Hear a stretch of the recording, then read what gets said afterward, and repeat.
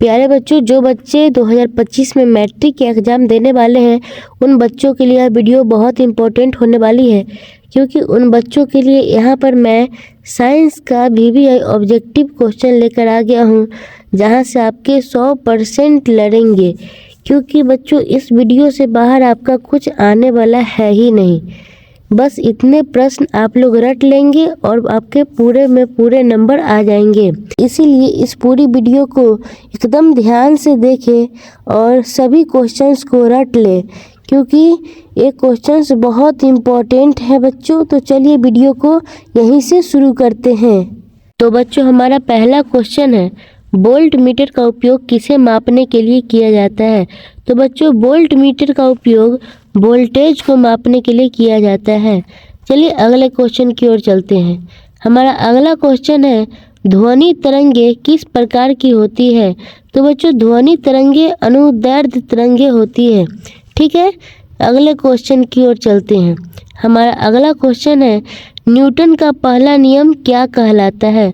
तो बच्चों, बताना है न्यूटन का पहला नियम क्या कहलाता है। तो न्यूटन के पहले नियम को हम लोग क्या बोलते हैं? जड़त्व का नियम कहते हैं। बच्चों, पूरी वीडियो को ध्यान से देखें, वरना आपके एग्जाम में यहीं से क्वेश्चन आने वाले और आप बाद में पछताने लगेंगे। ठीक है, चलते हैं अगले क्वेश्चन के। हमारा अगला क्वेश्चन है, द्रव्यमान का SI मात्रक क्या है? तो बच्चों, आपको ध्यान में रखना है कि द्रव्यमान का SI मात्रक किलोग्राम होता है। अगले क्वेश्चन की ओर चलते हैं। हमारा अगला क्वेश्चन है, ध्वनि का वेग सबसे अधिक किस माध्यम में होता है? तो बच्चों, ध्वनि का वेग सबसे अधिक होता है ठोस में। ठीक है, पूरे क्वेश्चन को पूरी तरह से रट लें, क्योंकि आपके पूरे एग्जाम में पूरे क्वेश्चंस यहीं से आने वाले हैं साइंस के ऑब्जेक्टिव में। चलिए अगले क्वेश्चन की ओर चलते हैं। अगला क्वेश्चन है, विद्युत धारा का SI मात्रक क्या है? तो बच्चों, विद्युत धारा का SI मात्रक यहाँ पे एम्पियर हो जाएगा। क्या होगा? एम्पियर हो जाएगा। अगले क्वेश्चन की ओर चलते हैं। हमारा अगला क्वेश्चन है कि बल का SI मात्रक क्या है? तो बच्चों, आपको ध्यान में रखना है कि बल का SI मात्रक क्या होता है? बल का SI मात्रक न्यूटन होता है। अगले क्वेश्चन की ओर चलते हैं। हमारा अगला क्वेश्चन है, परावर्तन कोण और आपतन कोण के बीच संबंध क्या है? तो बच्चों, परावर्तन कोण और आपतन कोण दोनों समान होते हैं। क्या होते हैं? दोनों समान होते हैं। अगले क्वेश्चन की ओर चलते हैं। हमारा अगला क्वेश्चन है, वायु में ध्वनि की चाल क्या होती है? तो बच्चों, वायु में ध्वनि की चाल 343 यानी कि 343 मीटर पर सेकेंड होता है। अगले क्वेश्चन की ओर चलते हैं। हमारा अगला क्वेश्चन कह रहा है, विद्युत प्रतिरोध का SI मात्रक क्या होता है? तो बच्चों, विद्युत प्रतिरोध का SI मात्रक होता है क्या? ओम होता है। क्या होता है? ओम। विद्युत प्रतिरोध का SI मात्रक ओम होता है। अगले क्वेश्चन की ओर चलते हैं। हमारा अगला क्वेश्चन है, समतल दर्पण में बनने वाली छवि कैसी होती है? तो बच्चों, आपको ध्यान में रखना है कि समतल दर्पण द्वारा बनी प्रतिबिंब कैसी होती है? सीधी और आभासी होती है।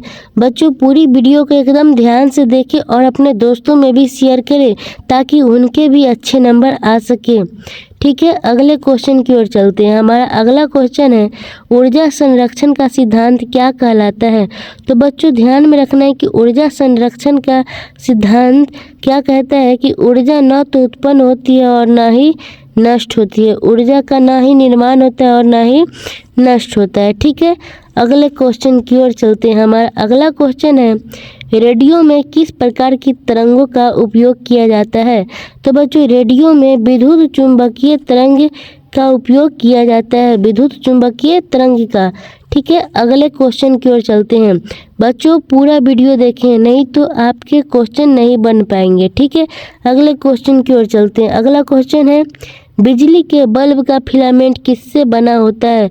तो बच्चों, आपको ध्यान में रखना है कि बिजली के बल्ब जो होता है वो टंगस्टन से बना होता है। किससे बना होता है?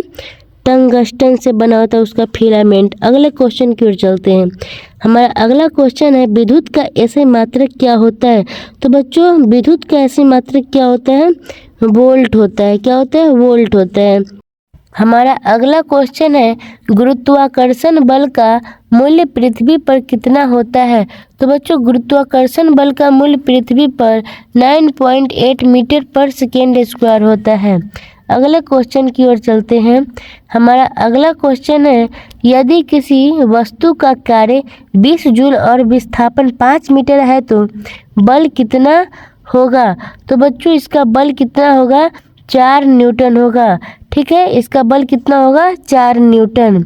अगले क्वेश्चन की ओर चलते हैं। हमारा अगला क्वेश्चन है दर्पण का फोकस और ध्रुव के बीच की दूरी क्या कहलाती है। तो बच्चों दर्पण का फोकस और ध्रुव के बीच की दूरी क्या कहलाती है, फोकल लंबाई कहलाती है। क्या कहलाती है, फोकल लंबाई। ठीक है, अगले क्वेश्चन की ओर चलते हैं। हमारा अगला क्वेश्चन है किस प्रकार के लेंस का उपयोग दूरदृष्टि दोष को ठीक करने में किया जाता है। तो इसका आंसर क्या होगा बच्चों, उत्तल लेंस का प्रयोग किया जाता है। तो हमारा अगला क्वेश्चन है बच्चों विद्युत चुंबक के निर्माण के लिए आवश्यक सामग्री कौन सी है। तो बच्चों विद्युत चुंबक के निर्माण के लिए आवश्यक सामग्री क्या है, लोहा और तांबा है। बच्चों अगले क्वेश्चन की ओर चलते हैं। हमारा अगला क्वेश्चन है प्रतिध्वनि उत्पन्न होने के लिए न्यूनतम दूरी कितनी होनी चाहिए। तो बच्चों इसके लिए न्यूनतम दूरी कितनी होनी चाहिए, 17 मीटर होनी चाहिए। ठीक है, अगले क्वेश्चन की ओर चलते हैं। हमारा अगला क्वेश्चन है विद्युत ऊर्जा का मात्रक क्या होता है।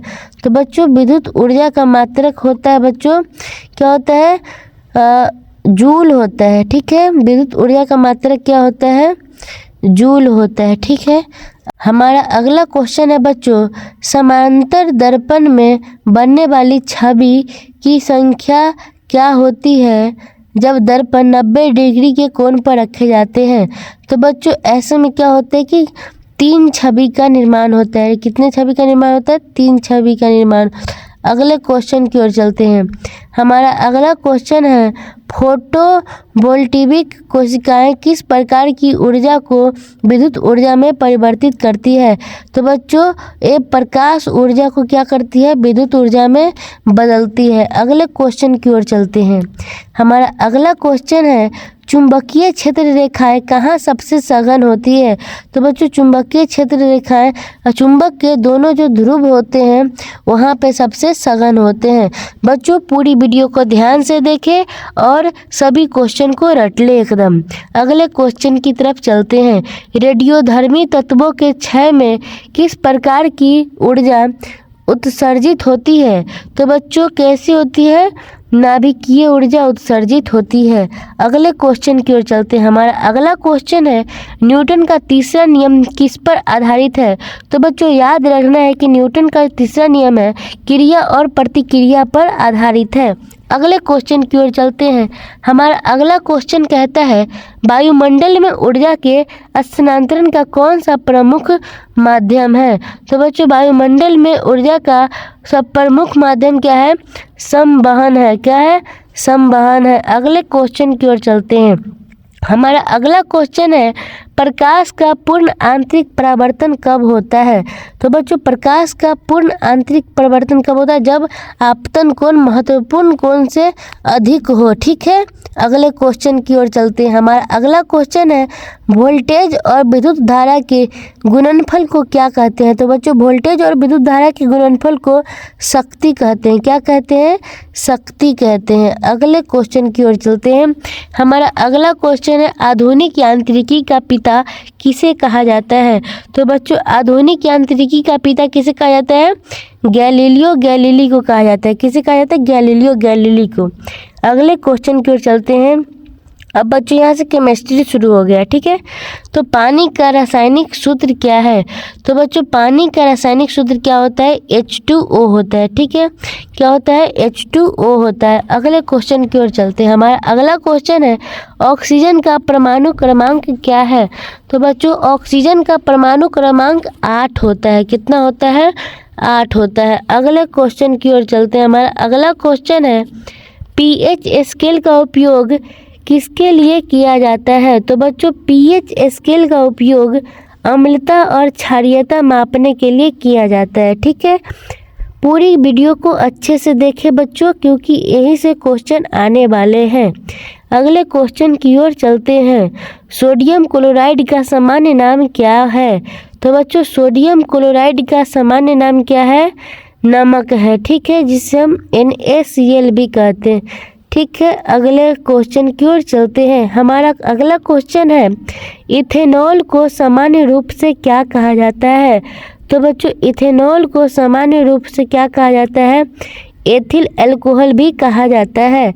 अगले क्वेश्चन की ओर चलते हैं। हमारा अगला क्वेश्चन है, किस प्रक्रिया में धातु पर जंग लगती है? तो बच्चों ऑक्सीकरण की प्रक्रिया में क्या होता है? धातु पर जंग लगती है, ठीक है, जिसे क्या कहते हैं? संक्षारण कहते हैं। अगले क्वेश्चन की ओर चलते हैं। हमारा अगला क्वेश्चन है, पीतल किसका मिश्र धातु है? तो बच्चों इसका आंसर क्या होगा? तांबा और जस्ता का, ठीक है। अगले क्वेश्चन की ओर चलते हैं। कौन सा अम्ल दही में पाया जाता है? तो बच्चों आपको ध्यान में रखना है कि लैक्टिक अम्ल कहाँ पाया जाता है? दही में पाया जाता है। पूरी क्वेश्चन को अच्छे से देखें बच्चों, क्योंकि यहीं से क्वेश्चन आने वाले हैं। और अपने दोस्तों के साथ भी यह शेयर करें ताकि उनके भी अच्छे अंक आ सके। अगले क्वेश्चन की ओर चलते हैं। हमारा अगला क्वेश्चन है, नाइट्रोजन गैस का प्रतिशत वायुमंडल में कितना है? तो बच्चों नाइट्रोजन गैस का प्रतिशत वायुमंडल में कितना है? 78% है, ठीक है। अगले क्वेश्चन की ओर चलते हैं। हमारा अगला क्वेश्चन है, किस अम्ल को किंग ऑफ एसिड्स कहा जाता है? तो बच्चों सल्फ्यूरिक अम्ल को किंग ऑफ एसिड्स कहा जाता है, ठीक है। हमारा अगले क्वेश्चन की ओर चलते हैं। हमारा अगला क्वेश्चन है, कोयला मुख्यतः किससे बना होता है? तो बच्चों ध्यान में रखना है, कोयला मुख्यतः कार्बन से बना होता है। कोयला में मुख्यतः क्या होते हैं? कार्बन होते हैं। हमारा अगला क्वेश्चन है, जल का घनत्व अधिकतम किस तापमान पर होता है? तो बच्चों जल का घनत्व अधिकतम कितना पर होता है? 4 डिग्री सेल्सियस पर होता है, ठीक है। अगले क्वेश्चन की ओर चलते हैं। हमारा अगला क्वेश्चन है, रसोई गैस का मुख्य घटक क्या होता है? तो बच्चों रसोई गैस का मुख्य घटक प्रोपेन और ब्यूटेन होता है। बच्चों एक बार फिर से कह दूं, पूरे वीडियो को अच्छे से देखें क्योंकि पूरी क्वेश्चंस यहीं से आने वाली है। अगले क्वेश्चन की ओर चलते हैं। हमारा अगला क्वेश्चन है, साबुन बनाने की प्रक्रिया को क्या कहते हैं? तो बच्चों साबुन बनाने की प्रक्रिया को क्या कहते हैं? साबुनीकरण कहते हैं, ठीक है। अगले क्वेश्चन की ओर चलते हैं। हमारा अगला क्वेश्चन है, लिटमस किससे प्राप्त किया जाता है? तो बच्चों लिटमस किससे प्राप्त किया जाता है? तो लिटमस वनस्पति से प्राप्त किया जाता है। किससे प्राप्त किया जाता है? वनस्पति से प्राप्त किया जाता है। हमारा अगला क्वेश्चन है, नहीं बच्चों इसका आंसर होगा शैवाल से। लिटमस किससे प्राप्त किया जाता है? शैवाल से, ठीक है। हमारा अगला क्वेश्चन है, एसिड और बेस के बीच का रासायनिक अभिक्रिया क्या कहलाती है? तो बच्चों एसिड और बेस के बीच का रासायनिक अभिक्रिया क्या कहलाती है? न्यूट्रलाइजेशन कहलाती है, ठीक है। अगले क्वेश्चन की ओर चलते हैं। हमारा अगला क्वेश्चन है, चूना जल का रासायनिक सूत्र क्या होता है? तो बच्चों CaOH2 होता है, ठीक है। ठीक है, अगले क्वेश्चन की ओर चलते हैं। सभी क्वेश्चंस VVI है और बोर्ड मॉडल है, तो इन सभी क्वेश्चंस को अच्छे से याद रखना है, ठीक है। अगले क्वेश्चन की ओर चलते हैं। हमारा अगला क्वेश्चन है बच्चों की प्लास्टर ऑफ पेरिस का रासायनिक सूत्र क्या है? तो बच्चों याद रखना है कि प्लास्टर ऑफ पेरिस का रासायनिक सूत्र क्या होता है? CaSO4 × 12H2O होता है, ठीक है। अगले क्वेश्चन की ओर चलने से पहले बच्चों अभी तक आपने हमारे चैनल को सब्सक्राइब नहीं किया है तो हमारे चैनल को सब्सक्राइब कर ले, ताकि आने वाली सोशल साइंस और मैथ इत्यादि की आपको जानकारी मिल सके, ताकि आप उन सभी क्वेश्चंस को भी अच्छे से याद कर ले। चलिए अगले क्वेश्चन की ओर चलते हैं। हमारा अगला क्वेश्चन है, वॉशिंग सोडा का रासायनिक नाम क्या है? तो बच्चों वॉशिंग सोडा का रासायनिक नाम क्या है? सोडियम कार्बोनेट है, ठीक है। अगले क्वेश्चन की ओर चलते हैं। हमारा अगला क्वेश्चन है, कौन सा पदार्थ सबसे अधिक विद्युत चालक है? तो बच्चों इसमें से कौन सा पदार्थ होगा? तो इसमें से तांबा है बच्चों, ठीक है। अगले क्वेश्चन की ओर चलते हैं। हमारा अगला क्वेश्चन है, फूलों में रंग किसके कारण होते हैं? तो बच्चों फूलों में रंग पिगमेंट के कारण होते हैं। किसके कारण होते हैं? पिगमेंट के कारण होते हैं। अगले क्वेश्चन की ओर चलते हैं। हमारा अगला क्वेश्चन है, जल का विद्युत अपघटन किस गैस को बनाता है? तो बच्चों जल का विद्युत अपघटन ऑक्सीजन और हाइड्रोजन गैस को बनाता है, क्योंकि जल का निर्माण भी ऑक्सीजन और हाइड्रोजन से ही हुआ है। अगले क्वेश्चन की ओर चलते हैं। कठोर जल में साबुन क्यों नहीं झाग बनाता है?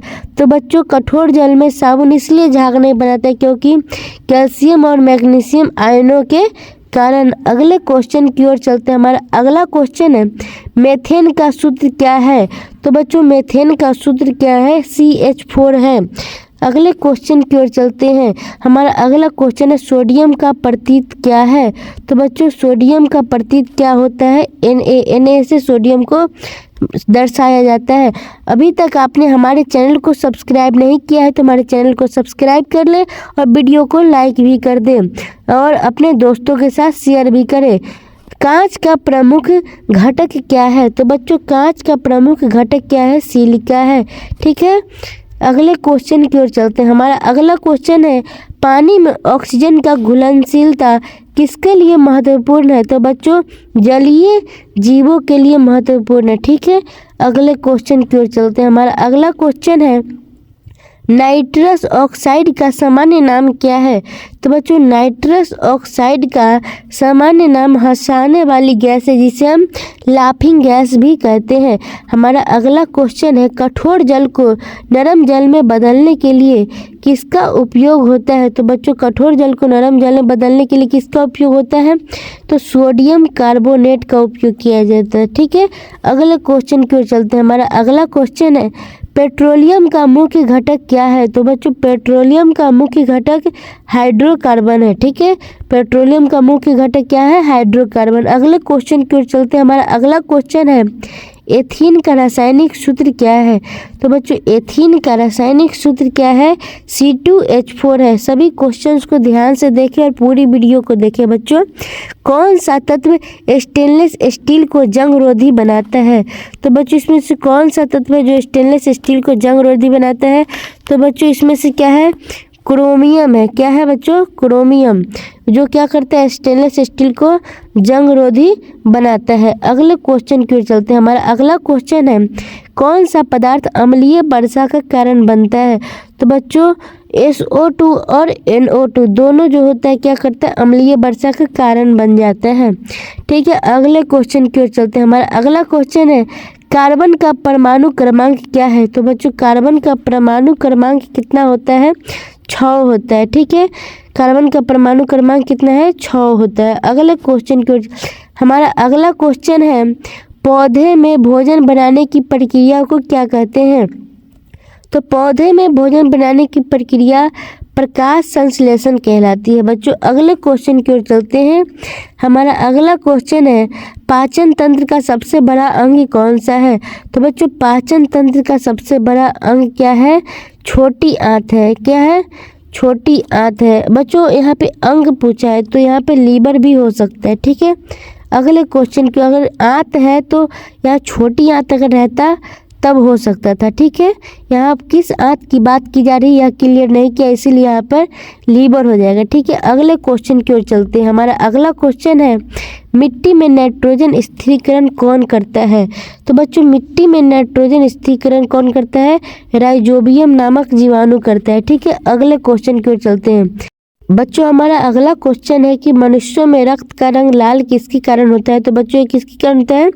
हीमोग्लोबिन के कारण होता है। ठीक है, अगले क्वेश्चन की ओर चलते हैं।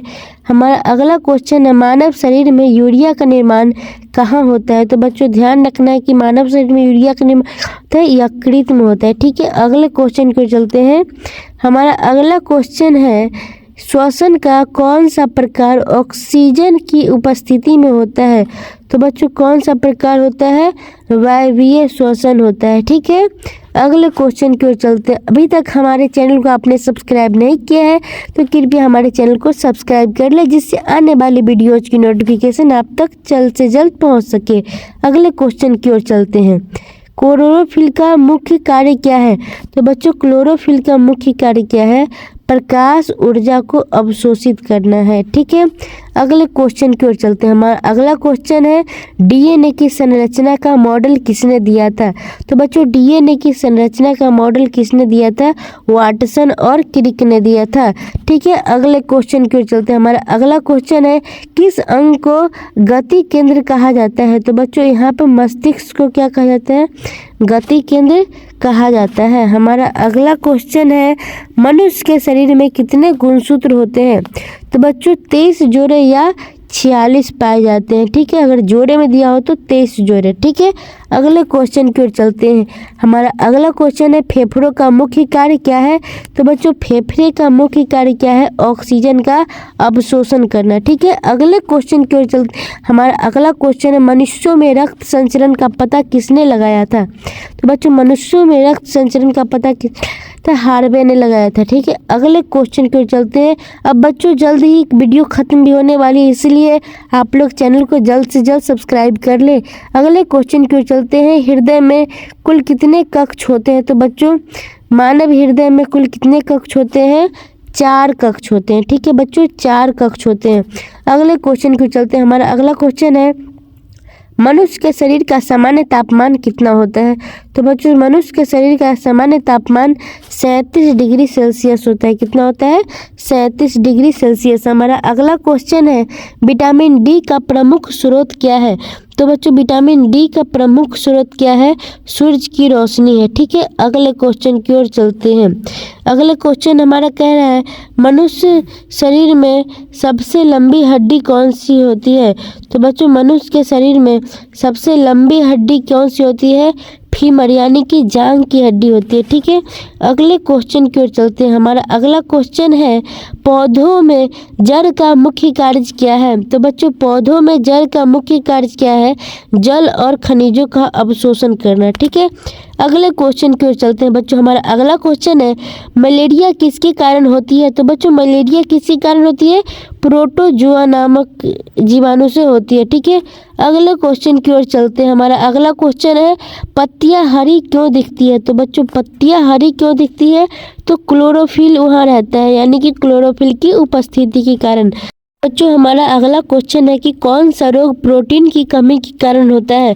तो बच्चों आपको ध्यान में रखना है कि क्वाशियोर जो रोग होता है वो क्या चीज़ से कमी के कारण होता है? प्रोटीन की कमी के कारण होता है। अगला क्वेश्चन है हमारा विटामिन सी की कमी से कौन सा रोग होता है? तो बच्चों ध्यान में रखना है कि विटामिन सी की कमी से क्या होता है? स्कर्वी नामक रोग हो जाता है। ठीक है, हमारे चैनल को अभी तक आपने सब्सक्राइब नहीं किया है तो कृपया हमारे चैनल को सब्सक्राइब कर ले। चलिए अगले क्वेश्चन की ओर चलते हैं। हमारा अगला क्वेश्चन है किस ऊतक के द्वारा पानी पौधों के ऊपर की ओर चढ़ता है? तो बच्चों जाइलम के द्वारा चढ़ता है। ठीक है, ज से जाइलम और फ से फ्लोएम, यानी कि ज से जल का संवहन जाइलम करता है और फूड का फ्लोएम करता है। आपको ध्यान में रखना है। हमारा अगला क्वेश्चन है रक्त में ऑक्सीजन को ले जाने का कार्य कौन करता है? तो बच्चों रक्त में ऑक्सीजन को ले जाने के कार्य कौन करता है? हीमोग्लोबिन ही करता है। ठीक है, जो रक्त को लाल रंग प्रदान करता है। हमारा अगला क्वेश्चन है मानव शरीर में कुल कितनी पसलियाँ होती है? तो बच्चों मानव शरीर में कुल कितनी पसलियाँ होती है? तो 24 पसलियाँ होती है। ठीक है, हमारा अगला क्वेश्चन है जीवों में आनुवंशिकता का अध्ययन क्या कहलाता है? तो बच्चों जीवों में आनुवंशिकता का अध्ययन आनुवंशिकी कहलाता है। ठीक है, अगले क्वेश्चन की ओर चलते हैं। हमारा अगला क्वेश्चन है अंडाशय का मुख्य कार्य क्या है? तो बच्चों अंडाशय का मुख्य कार्य क्या है? अंडाणु का निर्माण करना है। ठीक है, अगले क्वेश्चन की ओर चलते हैं। हमारा अगला क्वेश्चन है वृक्क का मुख्य कार्य क्या है? तो बच्चों वृक्क का मुख्य कार्य क्या है? रक्त का शोधन, यानी कि रक्त को साफ करना है। ठीक है, अगले क्वेश्चन की ओर चलते हैं। हमारा अगला क्वेश्चन है पादप हार्मोन जो फल पकाने में मदद वह कौन सा है? तो बच्चों फल को पकाने में एथिलीन नामक जो हार्मोन होता है वो काम करता है पौधों में। ठीक है, अगले क्वेश्चन की ओर चलते हैं। हमारा अगला क्वेश्चन है मानव शरीर में कौन सा अंग सबसे अधिक ऊर्जा उत्पन्न करता है? तो मानव शरीर में बच्चों यकृत सबसे अधिक ऊर्जा उपयोग करता है, यानी कि उत्पादित करता है। हमारा अगला क्वेश्चन है डार्विन का विकासवाद किस पर आधारित है? तो बच्चों किस पर आधारित है? प्राकृतिक चयन पर आधारित है। ठीक है, अगले क्वेश्चन की ओर चलते हैं। बच्चों हमारा अगला क्वेश्चन है, कौन सा पौधा नाइट्रोजन स्थिरीकरण में सहायक है। तो बच्चों यहाँ पे आपको ध्यान देना है कि मटर का पौधा नाइट्रोजन स्थिरीकरण में सहायक होता है। बच्चों पूरी वीडियो को अच्छे से देखें और अब वीडियो खत्म ही होने वाली है, तो बच्चों चैनल को सब्सक्राइब भी कर ले और इस सभी क्वेश्चंस को याद भी कर ले। चलिए अगले क्वेश्चन की ओर चलते हैं। हमारा अगला क्वेश्चन है, कौन सा पदार्थ हड्डियों और दांतों को मजबूत बनाता है। तो बच्चों क्या कौन सा है, कैल्शियम। कैल्शियम से क्या होता है, हड्डी और दांत दोनों मजबूत होता है।